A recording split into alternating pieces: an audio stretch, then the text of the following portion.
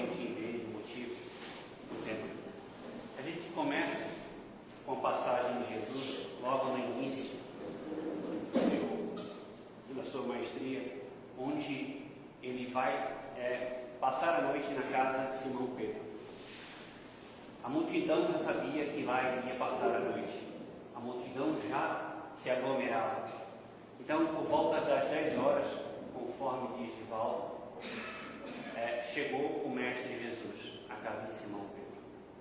Lá estava uma multidão à busca de conforto, de solução para os seus problemas, ao qual vinham leprosos, cegos, deficientes, todos os problemas encontrados hoje em dia, né?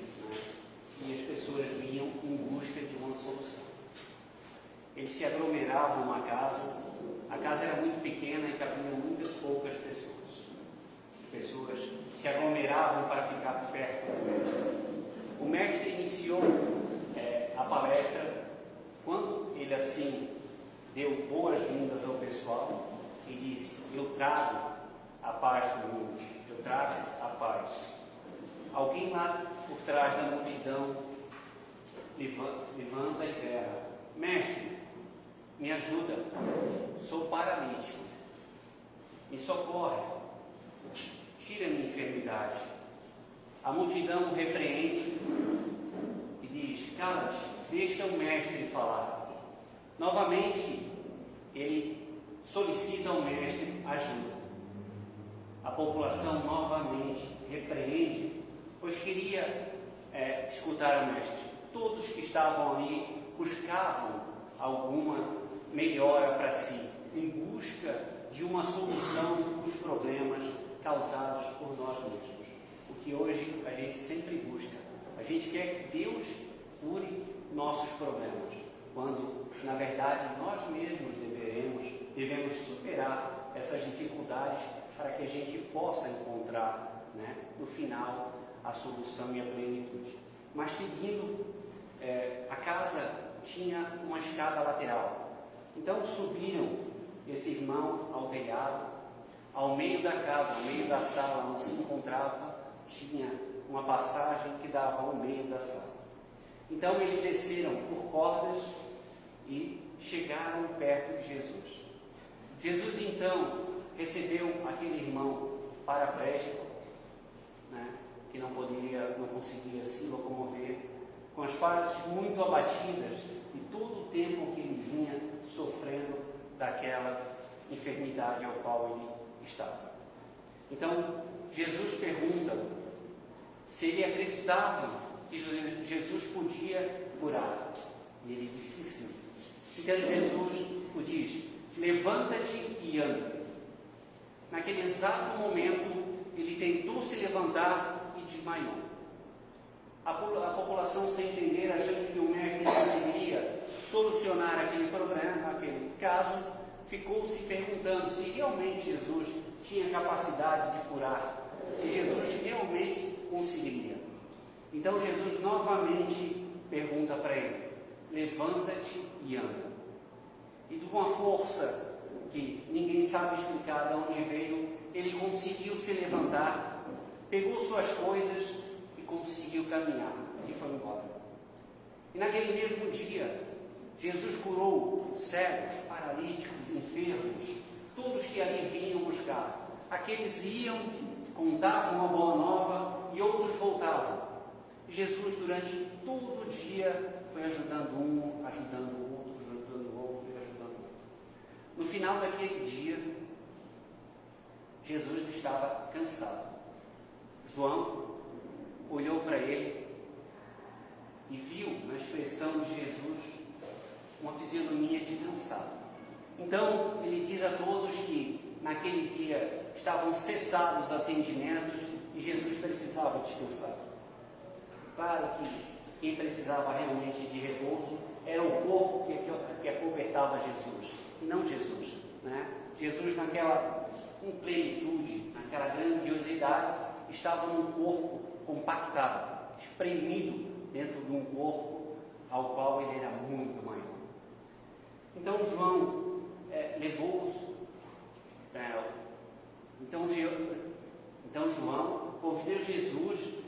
a se retirar e foram a perto da casa onde tinha uma praia. E ali avistaram uma pedra e uma árvore muito bonita, um sombreiro. E ali ficaram os dois, analisando toda aquela beleza ao qual o mar trazia. E João, muito alegre por tudo que tinha acontecido naquele dia, por Jesus ter conseguido curar tantas pessoas, né? Inclusive aquele paraplégico ao qual João ajudava ele diariamente, quando não conseguia vender os seus peixes, ele doava ao paralítico. Então João olhou para Jesus, Jesus estava chorando. E ele pergunta a Jesus: por que choras, mestre?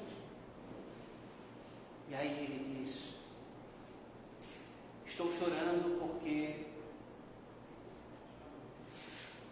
todos aqueles que vieram em busca de um consolo externaram só o que queriam, mas não queriam mudar. Ou seja, eu vim curar a alma e não o corpo. Eu não quero simplesmente curar o corpo, eu quero curar a alma que está por trás daquele irmão. Mas João diz: todos eles foram curados, saíram felizes. Não, Pedro. Talvez você não entenda, talvez todos os meus discípulos não entendam hoje, mas um dia vós entendereis o que eu falo. Pois aquele paraplégico hoje está gozando com pessoas, está gozando com mulheres da vida, porque ele não desfrutou daquilo. Aquela cega ao qual eu curei, nesse exato momento, está catalogando, está pensando de que forma que ela vai se vingar de todos aqueles que falaram dela, de todos aqueles que a julgaram. Então, João talvez não tenha entendido, e o que a gente quer exatamente trazer é o pensamento. O que a gente está fazendo com o nosso pensamento? O que a gente pensa diariamente? Porque tudo está voltado sobre o que a gente pensa. A consequência do nosso pensamento nos traz doenças, nos causa moléstias, nos causa enfermidades. E a gente precisa mudar o nosso pensamento para que a gente consiga superar. E aí eu trago uma mensagem do livro José Carlos de Lucas, Um Minuto com Chico Xavier. Ele é um juiz de São Paulo. E a mensagem diz exatamente assim: doenças da ideia.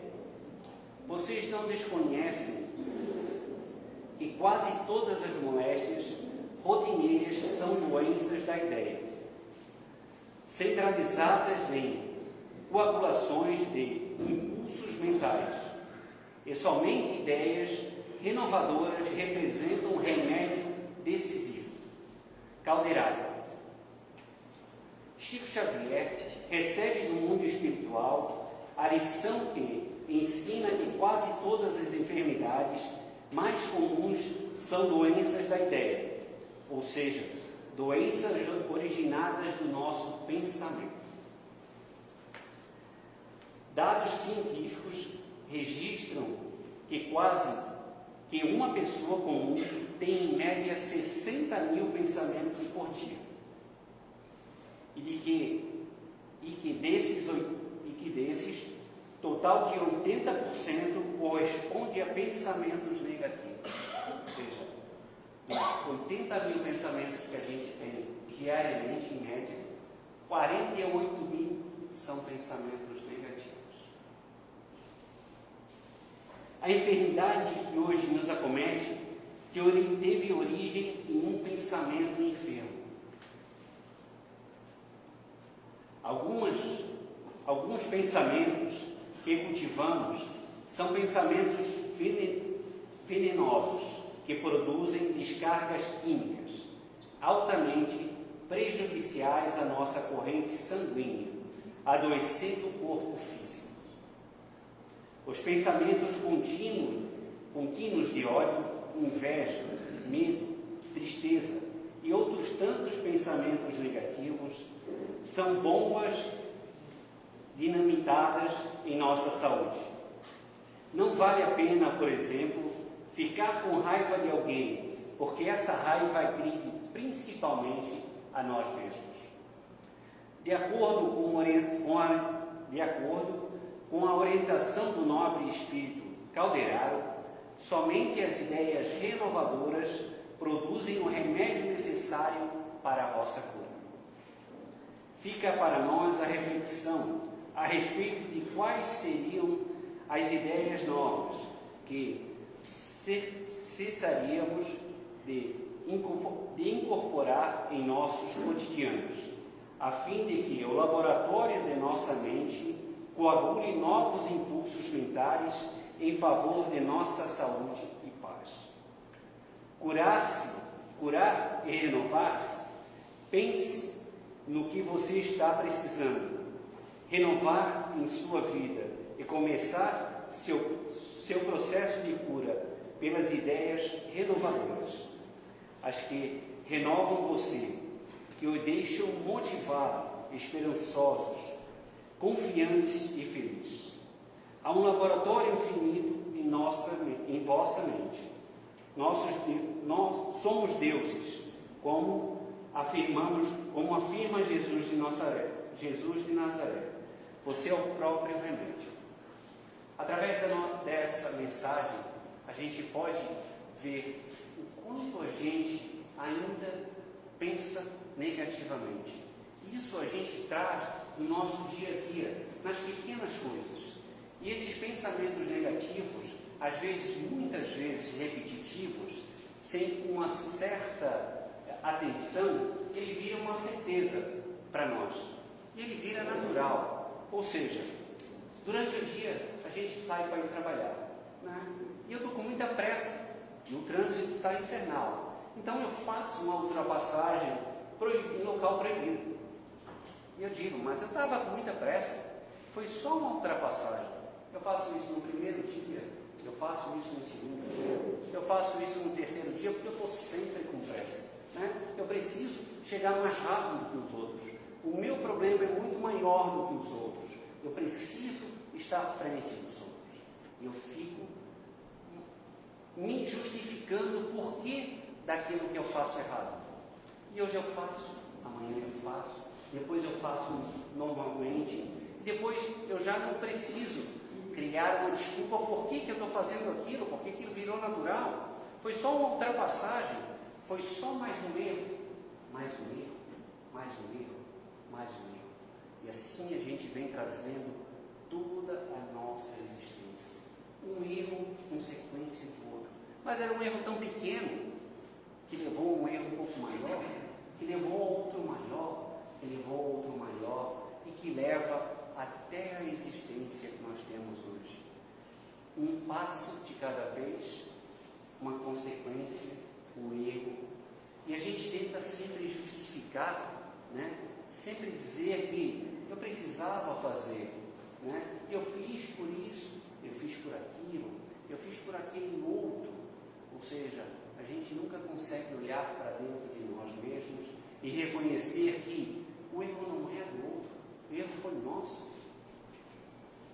A consequência de eu fazer uma simples ultrapassagem pode ter uma consequência catastrófica, porque uma simples ultrapassagem posso causar um acidente.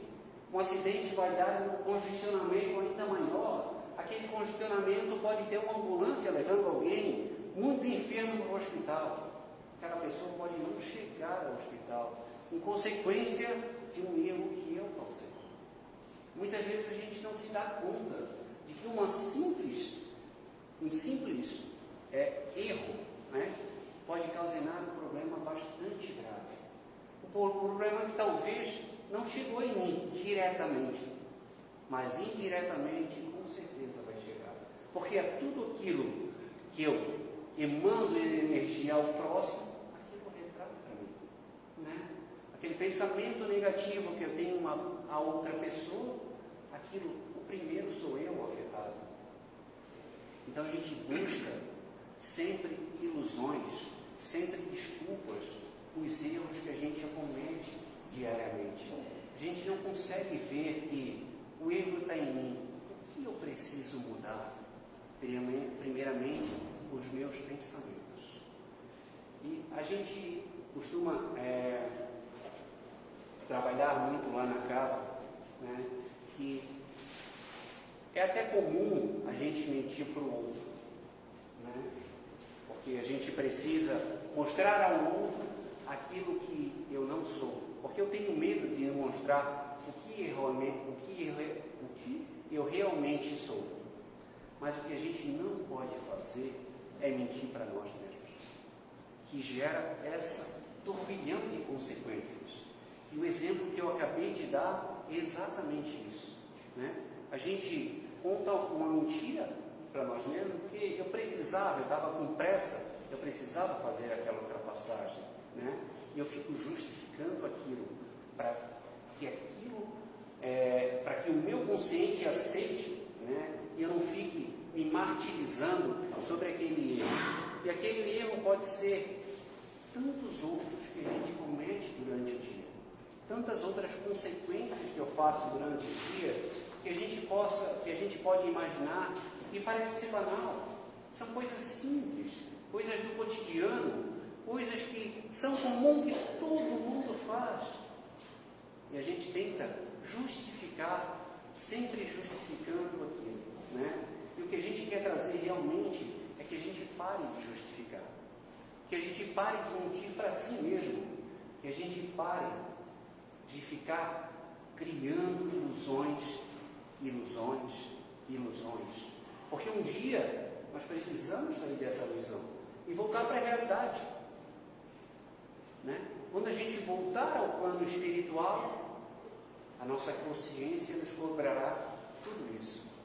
E a gente vai pensar, consequências tão pequenas, mas que causaram um atraso enorme na minha evolução. Ou seja, tudo que eu podia ter feito para melhorar e evoluir, nada daquilo surtiu efeito, nada daquilo trouxe um ânimo, nada daquilo trouxe uma vontade de eu buscar o que existe após a morte. Será que eu estou aqui fazendo o quê? Por que Deus me criou?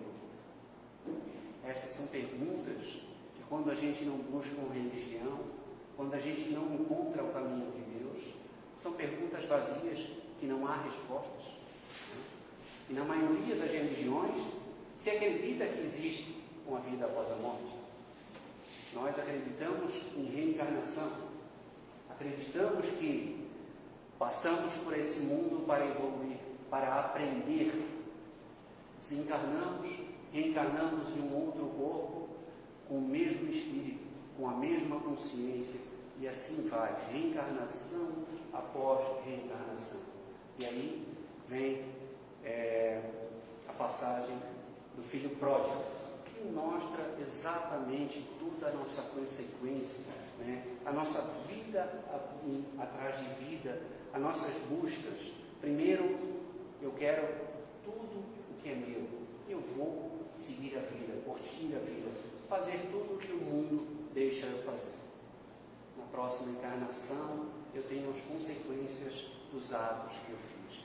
E assim eu vou buscando uma após a outra. E a gente passa milênios estagnado ou evoluindo muito pouco, porque a gente continua mentindo diariamente sobre o que a gente faz. E o que a gente bate muito lá na casa é que, por mais que você minta para os outros, tente a partir de hoje não mentir mais para vocês, para você mesmo, né? Se você já faz isso, parabéns, mas a grande parte da população hoje não consegue. A grande parte da população hoje continua mentindo para si mesmo, continua tentando justificar o erro cometido, e aí causa outro erro, e aí eu faço outro erro, e assim eu justifico aquele erro, e um erro atrás do outro, eu vou tentando me justificar, eu vou tentando me superar, eu vou tentando, e muitas vezes eu não consigo.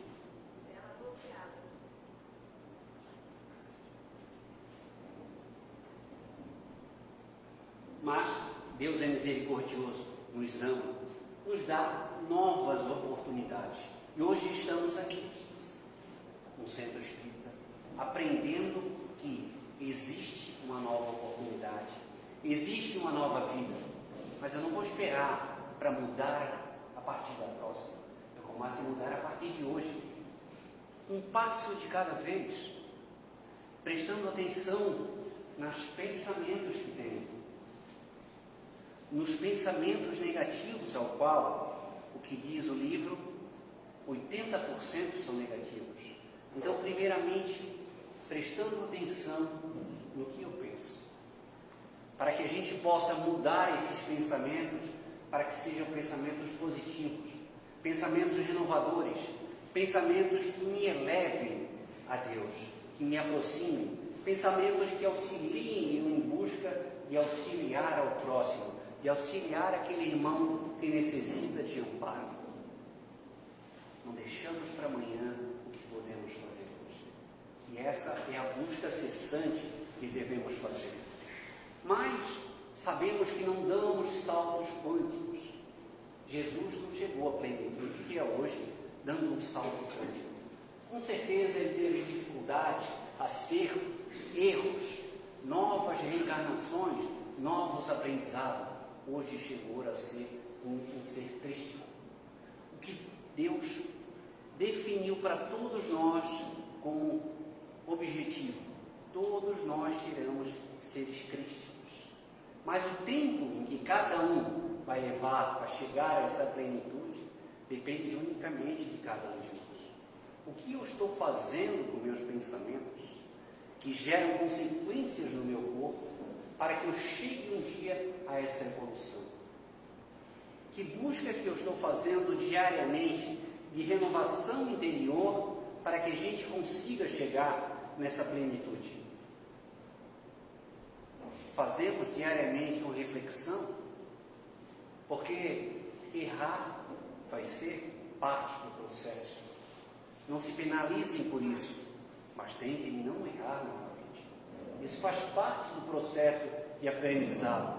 Eu não consigo sair fazendo perfeitamente alguma coisa. Eu preciso aprender.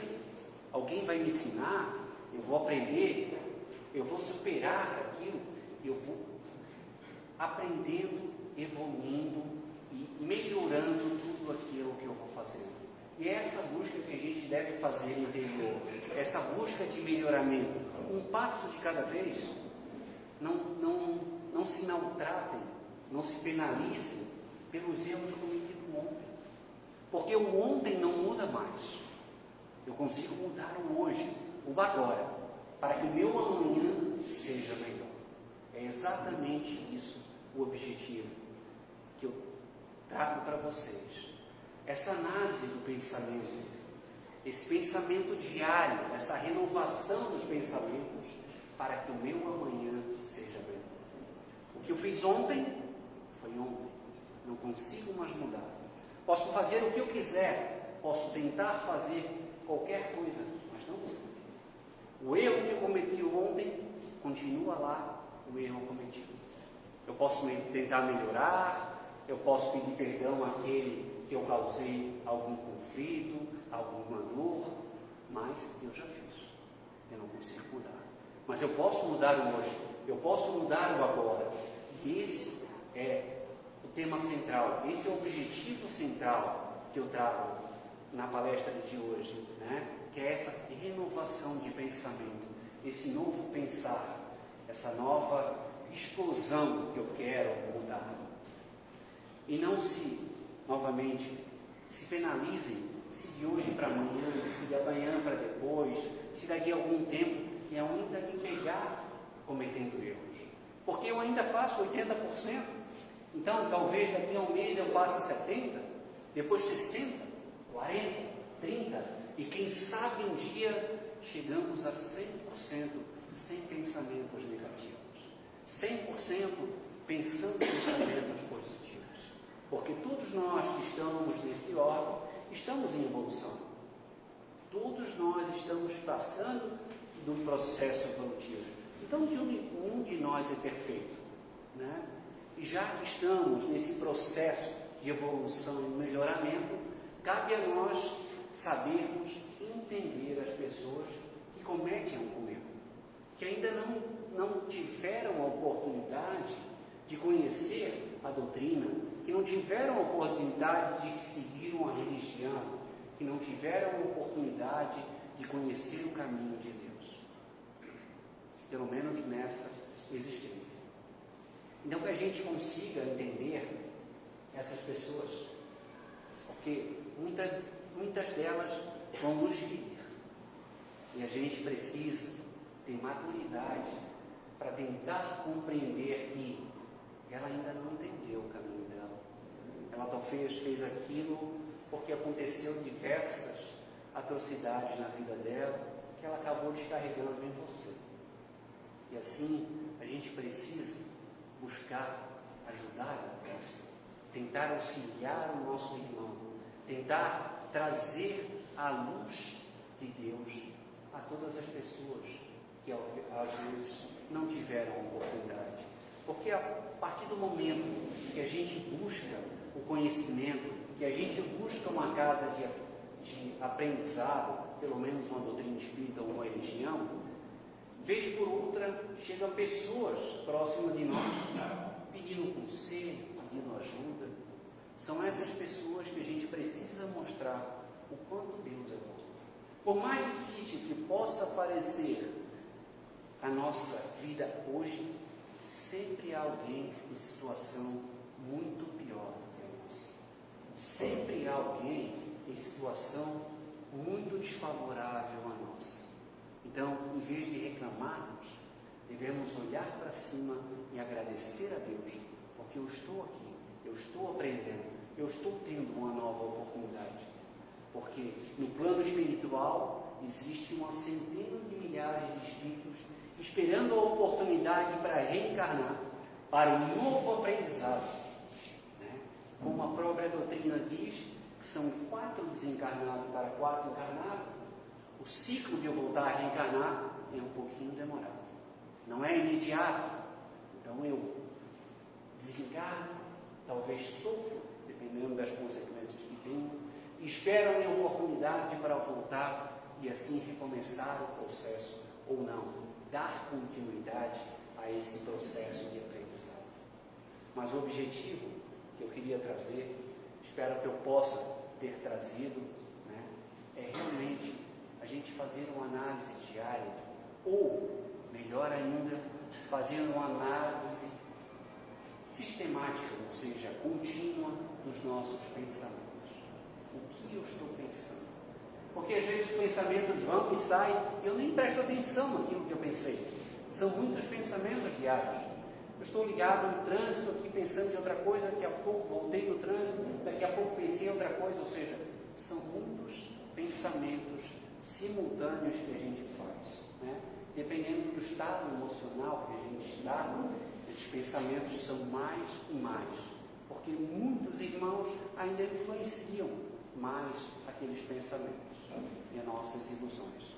Então, espero que eu possa ter trazido a mensagem para vocês.